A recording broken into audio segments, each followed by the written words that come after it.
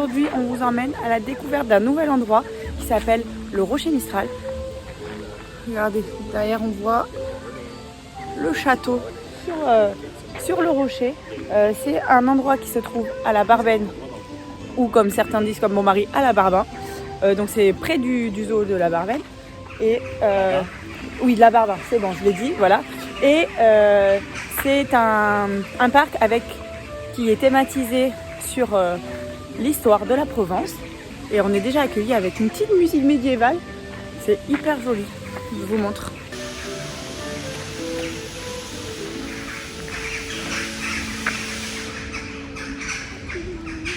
Donc là on s'est garé au parking qui est gratuit.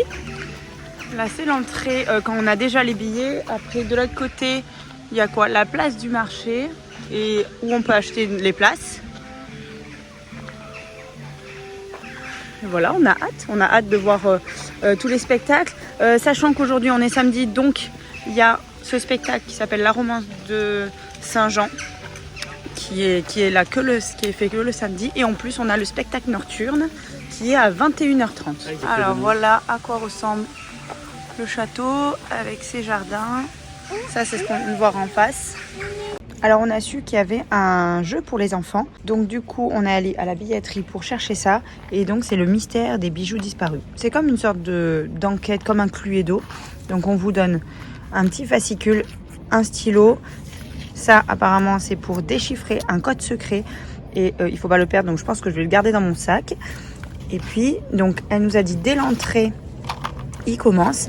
Et ensuite, pendant les spectacles, il faut élucider pour savoir qui a volé ces fameux bijoux. Donc c'est sympa pour les enfants, ça fait une petite occupation en plus des spectacles. Et à la fin, s'ils réussissent, ils ont un petit diplôme. J'ai oublié de vous dire, le livret est au prix de 2 €. Donc le prix est vraiment dérisoire. Donc là, juste après la billetterie, on est dans le marché provençal. En face, il y a un petit espace de spectacle, je crois qu'on doit venir à 18h30. Puis là, on va à la guinguette de Marius manger un petit bout avant de découvrir le Rocher Mistral. Donc on a des sandwichs, des salades, des choses chaudes comme le hot dog, les pizzas. Du coup, on a pris un hot dog, un pain bagna, un sandwich jambon cru mozza. Et moi, j'ai pris un panini provençal avec des courgettes et des aubergines et de la sauce tomate. J'aime beaucoup les voilures là en toile de jute. Et puis on a vu que les personnes qui servaient étaient habillées en habits anciens. C'est une époque. En costume d'époque, voilà. Et là, on va donc découvrir le parc et on va suivre le programme. En fait, sur le site, vous pouvez voir, selon l'heure où vous arrivez, il va vous donner tout un programme de spectacles pour ne pas en rater un avec chaque horaire. Donc ça, c'est bien pratique.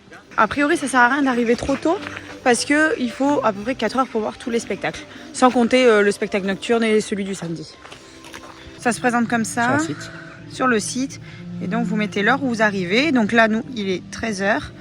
Et voilà, il y a écrit chaque horaire. Donc là, à 13h, on va aller faire la quête des bâtisseurs jusqu'à 18h45 où ça sera Tartarin de Tarascon. Et dessus, il n'y a pas celui du samedi à 20h et il n'y a pas le nocturne. Le nocturne non plus, ouais. Mais voilà, on sait qu'on en a 2 autres à faire. À l'entrée, on a des petits animaux qu'on ne touche pas parce qu'il y a la clôture électrique. Et voilà. Et c'est ouvert jusqu'à quand? Jusqu'au 6 novembre. Donc là, on va d'abord au contrôle des billets pour avoir un petit bracelet. Et après, on va pouvoir rentrer.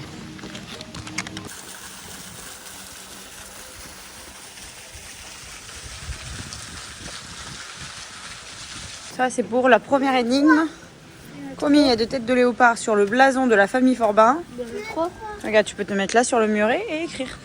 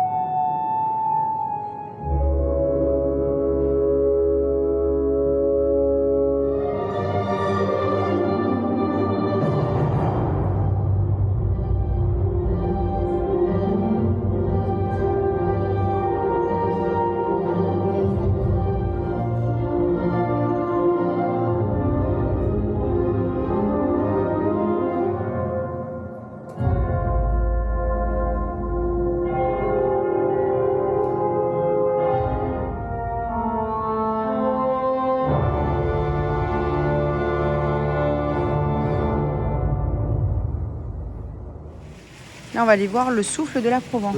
Pareil, c'est comme celui d'avant, c'est un spectacle en continu. Alors des fois, il y a des... Elle est rentrée. Il y a des représentations, donc on attend à peine 10 minutes, mais c'est tout au long de la journée.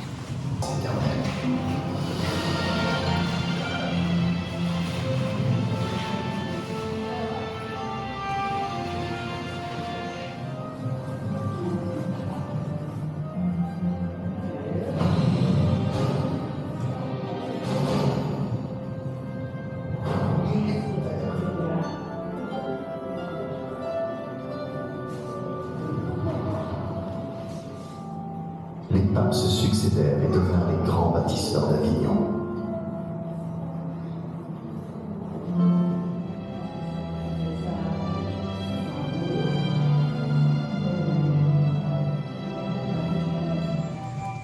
Là, on arrive au château. C'est très beau. Plus le ciel bleu est arrivé. Donc on profite encore mieux de ce château, de cette vue. Là, on a l'auberge d'Audet. C'est le restaurant qu'il y a donc dans le château. On voulait manger ce soir. Il n'y avait plus de place, donc n'oubliez pas de réserver. On rentre par groupe de 15 à 2-3 minutes d'intervalle. Et c'est un spectacle en déambulation. Donc il ne faut pas toucher ni le décor, ni les acteurs.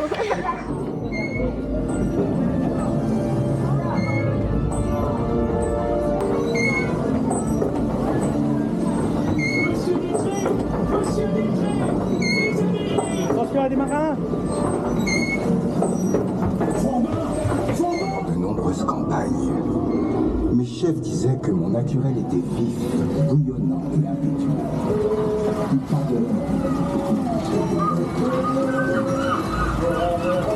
Fort bas, je vous nomme grand amiral et général des armées de Siam.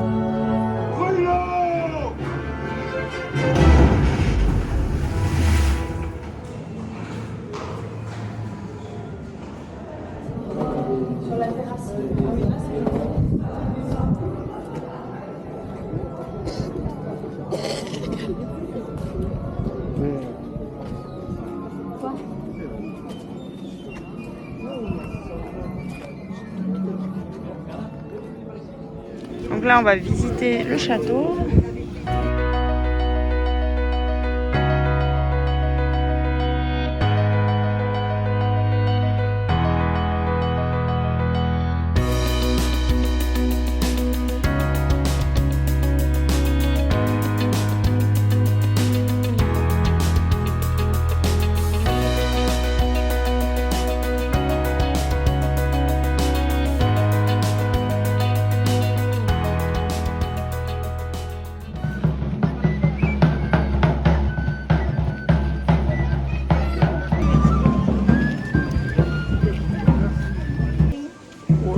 Les armes.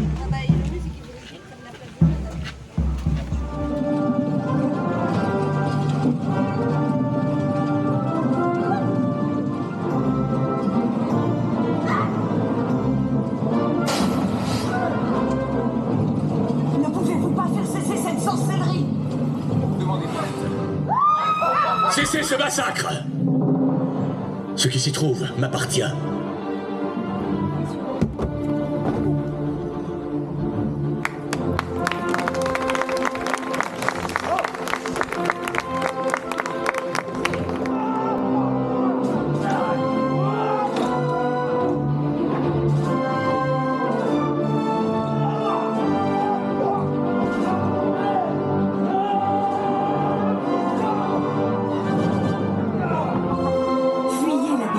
Faites-vous le messager de ce qui se passe ici.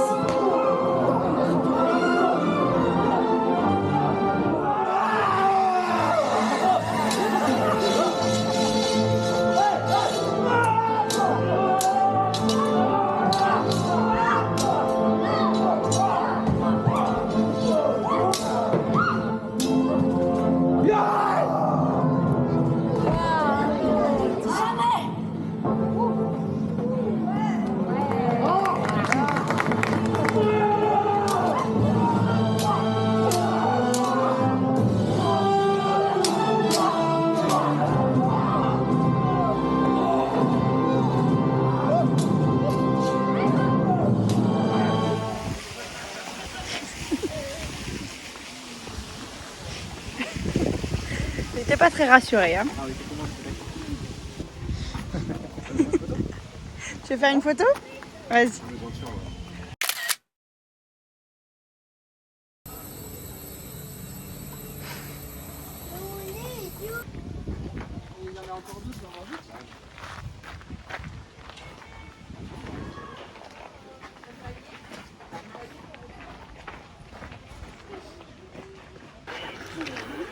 Il n'a qu'écriture. Bon ben on vous laisse écrire alors. Et si jamais vous êtes à court d'histoire, je suis certain que ces dames seraient enchantées de vous en conter d'autres. Ah! On vous a pas raconté l'histoire de la mule et du patin. Alors là, on vient de s'arrêter pour le goûter. On a pris un paquet de popcorn, des boissons et ils nous ont offert des yo-yo en bois Rocher Mistral. Ça, c'est sympa. Donc voilà. Et on a pris au même endroit que tout à l'heure à la guinguette de Marius. Alors, on a des boules de pétanque à disposition. Et donc, on va jouer un petit peu à la pétanque. Bon, bien sûr, c'est des vraies boules de pétanque, hein, c'est pas en plastique.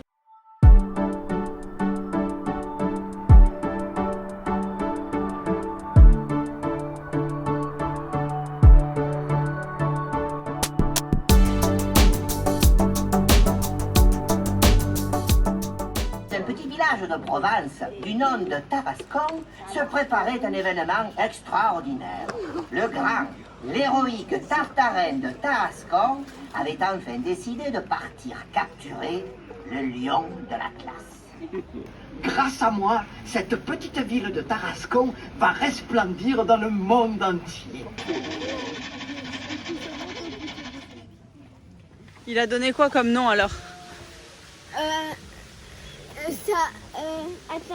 Tambourin. Ouais. Moi, je me suis un popotin. Popotin. Ah, ça lui a plu. Hein. Tous les noms, à chaque fois, tu rigolais. Hein.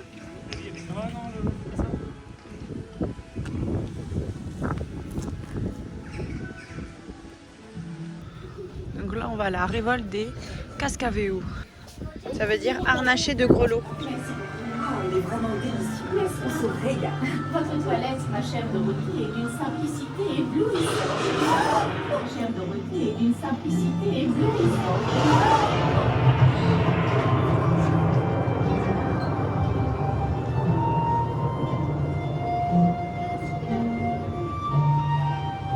C'est une insurrection, monsieur le Condé. Le comté de Provence brûle et l'on m'informe que les rebelles marchent sur le château de la Parma. Il faut les arrêter avant qu'il ne soit trop tard. Ne serait-il pas plus sage de révoquer votre édit, Éminence? Reculer, jamais.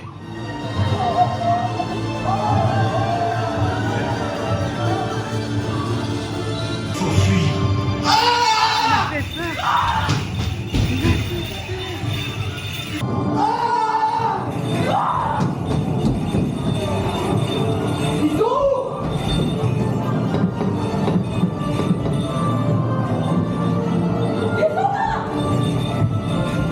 Bon, bah, les petits, ils ont démasqué.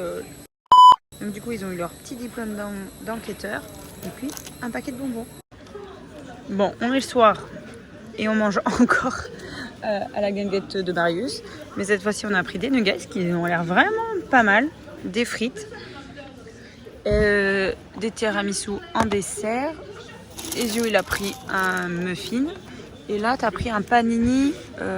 C'est quoi? Jambon cru, pesto et mozzarella. Ils sont très bons juste à côté de nous. Donc voilà. Croissant.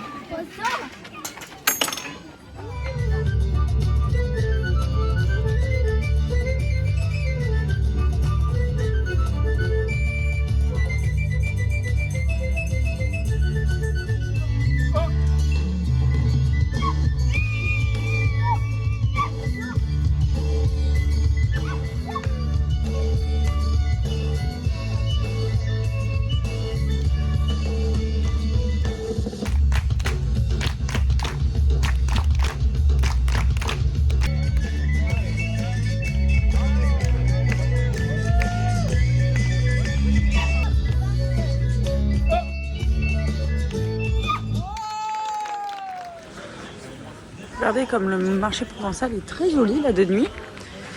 Et j'ai vu qu'ils avaient éclairé le château. Donc je vais aller vous filmer ça parce que c'est très joli. C'est un peu en violet là.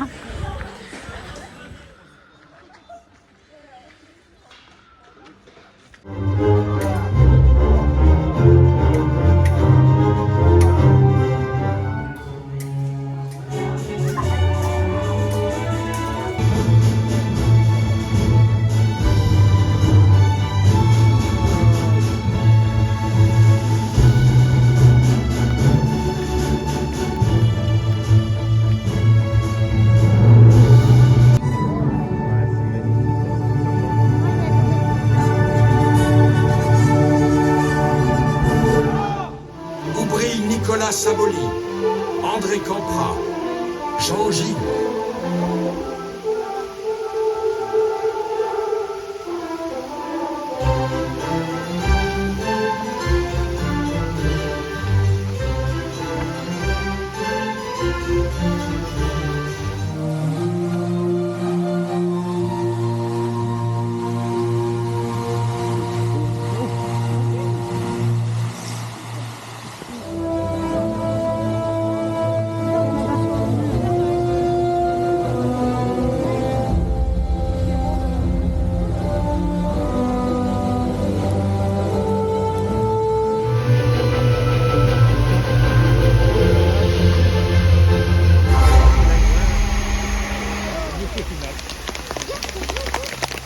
Bon ben on vient de rentrer à la maison, les petits sont couchés.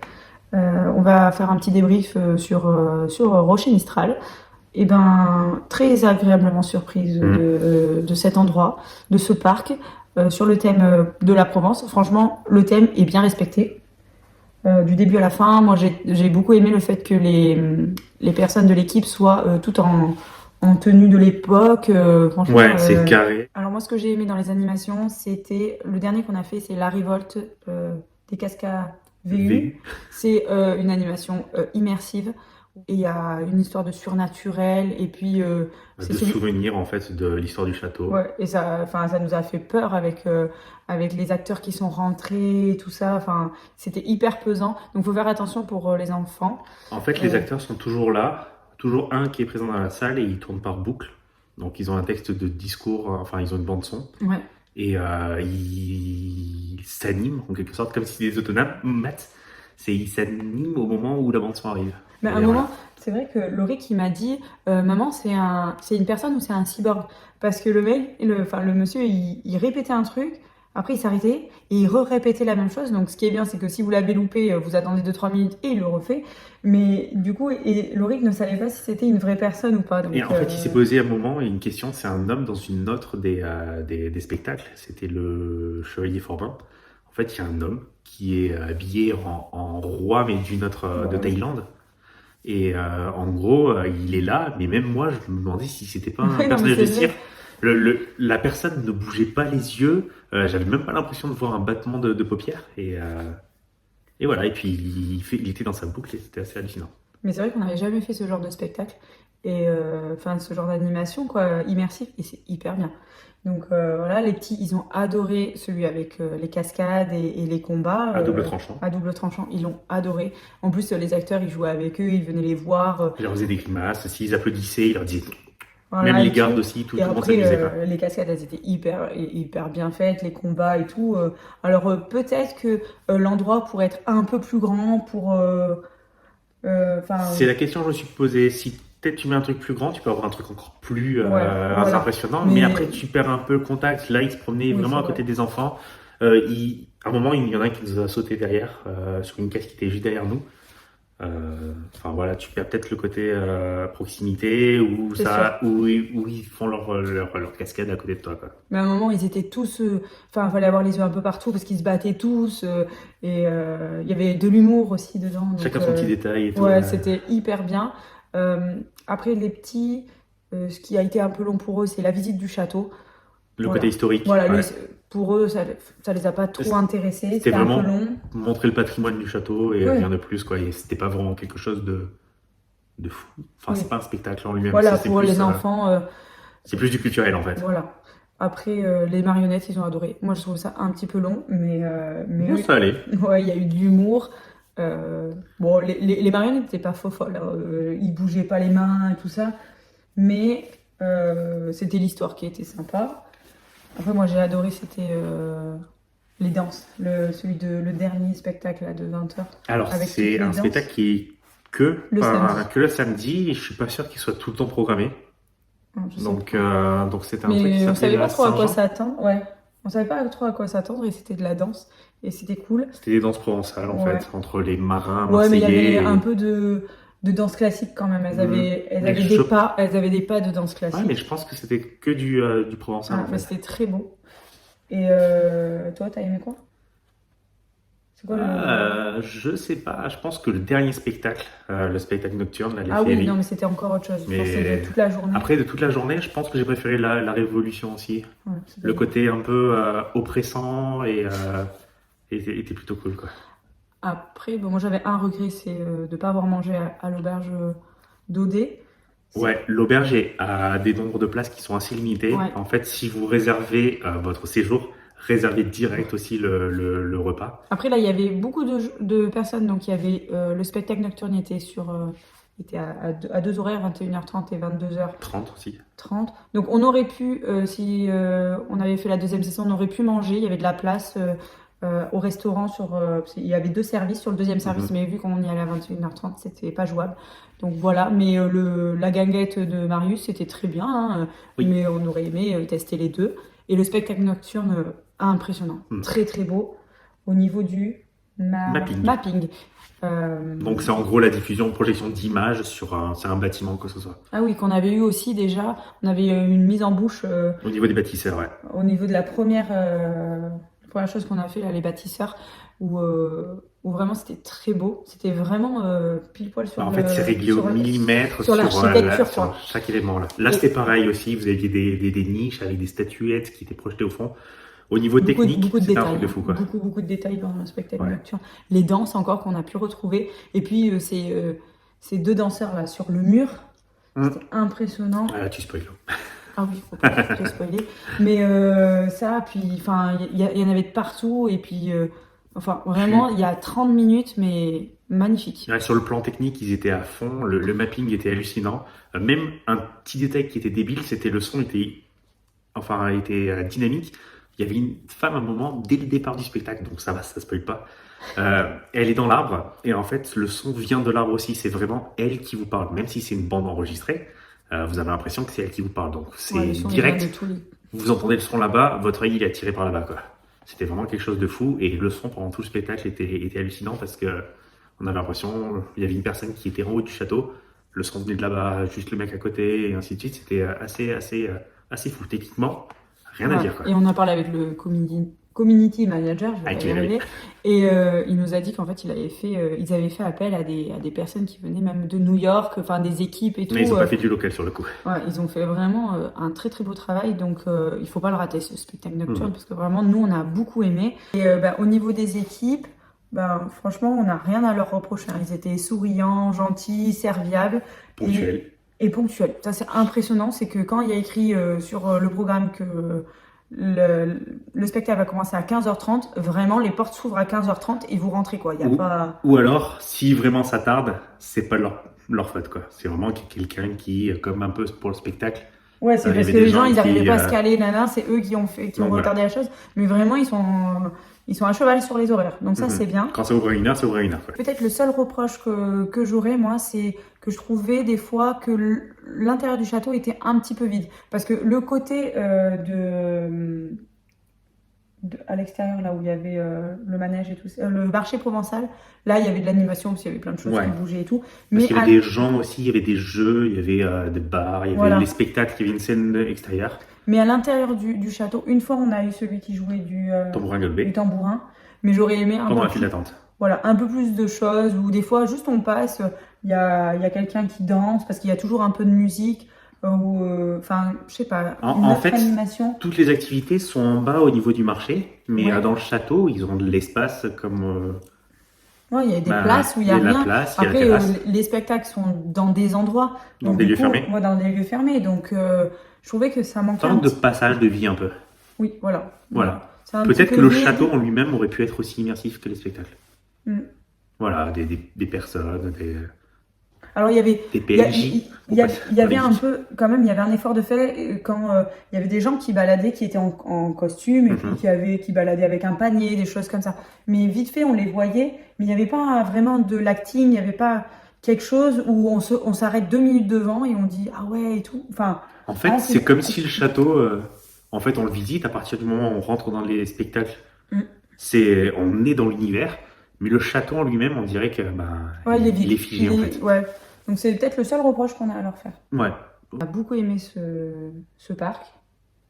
On dit comment? Parc de loisirs? Pas d'attraction?